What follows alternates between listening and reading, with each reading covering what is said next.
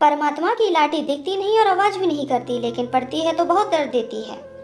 एक साधु वर्षा के जल में प्रेम और मस्ती से भरा चला जा रहा था। इस दौरान उसने एक मिठाई की दुकान को देखा, जहां एक कढ़ाई में गर्म दूध उबाला जा रहा था, तो मौसम के हिसाब से दूसरी कढ़ाई में गर्मा गर्म जलेबियां तैयार हो रही थीं। साधु कुछ क्षणों के लिए वहां रुक गया। शायद भूख का एहसास हो रहा था या मौसम का असर था। साधु हलवाई की कदियों और बड़े गौर से देखने लगा। साधु कुछ खाना चाहता था, लेकिन जेब ही नहीं थी तो पैसे भला कहाँ से होते।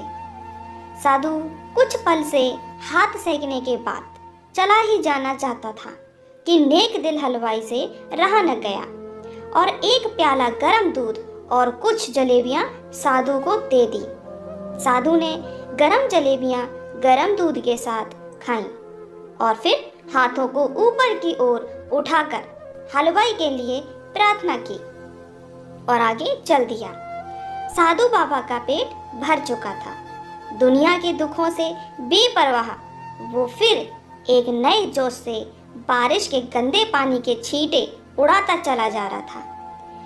यह इस बात से बेखबर था कि एक युवा नवविवाहिता जोड़ा भी वर्षा के जल से बचता बचाता उसके पीछे चल आ रहा था। एक बार इस मस्त साधु ने बारिश के गंदे पानी में जोर से लात मारी। बारिश का पानी उड़ता हुआ सीधा पीछे आने वाली युवती के कपड़ों को भिगो गया और उस औरत के कीमती कपड़े कीचड़ से लथपथ हो गए। उसके युवा पति से यह बात बर्दाश्त नहीं हुई, इसलिए वह आस्तीन चढ़ाकर आगे बढ़ा और साधु के कपड़ों को पकड़कर खींचकर कहने लगा, अंधा है, तुमको नजर नहीं आता? तेरी हरकत की वजह से मेरी बीवी के कपड़े गीले हो गए हैं और कीचड़ से भर गए हैं। साधु हक्का बक्का सा खड़ा था, जबकि इस युवा को साधु का चुप रहना नाखुशगवार गुजर रहा था।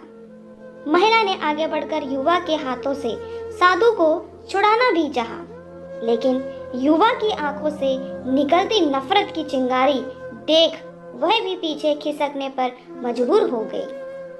राह चलते राहगीर भी उदासीनता से यह सब दृश्य देख रहे थे, लेकिन युवा के गुस्से को देखकर किसी में इतनी हिम्मत नहीं हुई कि उसे रोक पाते और आखिर जवानी के नशे में चूर इस युवक ने एक जोरदार थप्पड़ साधु के चेहरे पर जड़ दिया। बूढ़ा साधु थप्पड़ की ताव ना झेलता हुआ लड़खड़ाता हुआ कीचड़ में जा गिरा। युवक ने जब साधु को नीचे गिरता देखा तो मुस्कुराते हुए वहां से चल दिया।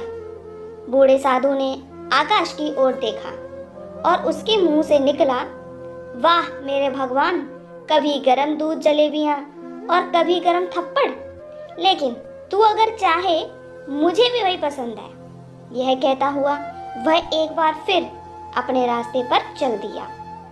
दूसरी ओर वह युवा जोड़ा अपनी मस्ती को समर्पित अपनी मंजिल की ओर अग्रसर हो गया। थोड़ी ही दूर चलने के बाद वे एक मकान के सामने पहुंचकर रुक गए। वे अपने घर पहुंच गए थे।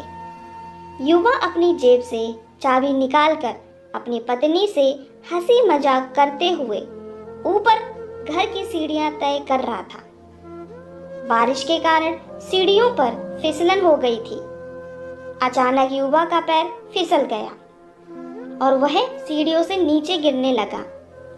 महिला ने शोर मचाकर लोगों का ध्यान पति की ओर आकर्षित करने लगी, जिसकी वजह से उसके संबंधी और दूसरे लोग तत्काल सहायता के लिए युवक की ओर लपके और अस्पताल ले गए। युवक का सिर फट गया था और कुछ ही देर में ज्यादा खून बहने लगा।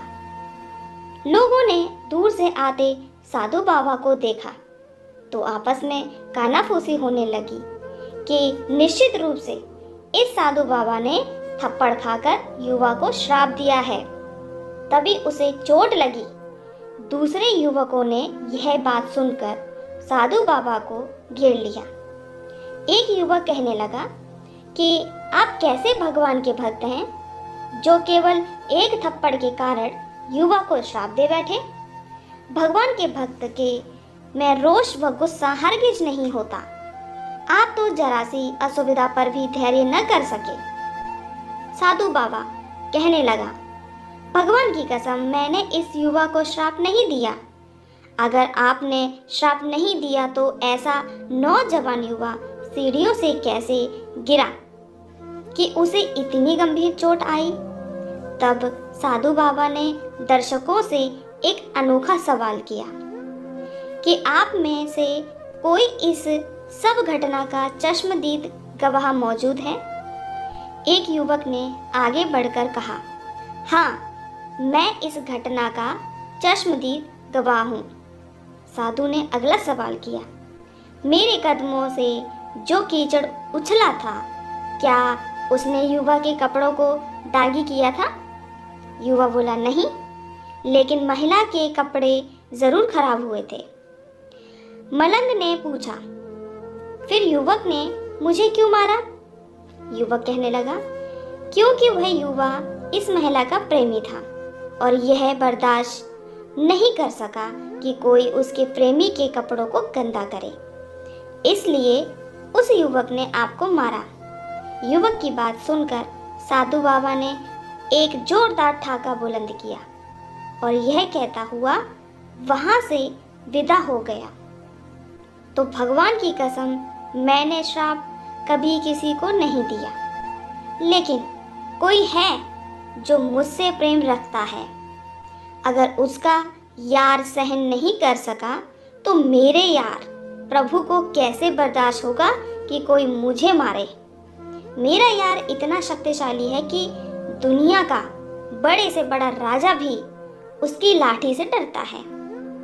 सच है, उस परमात्मा की लाठी दिखती नहीं और आवाज भी नहीं करती, लेकिन पड़ती है तो बहुत दर्द देती है।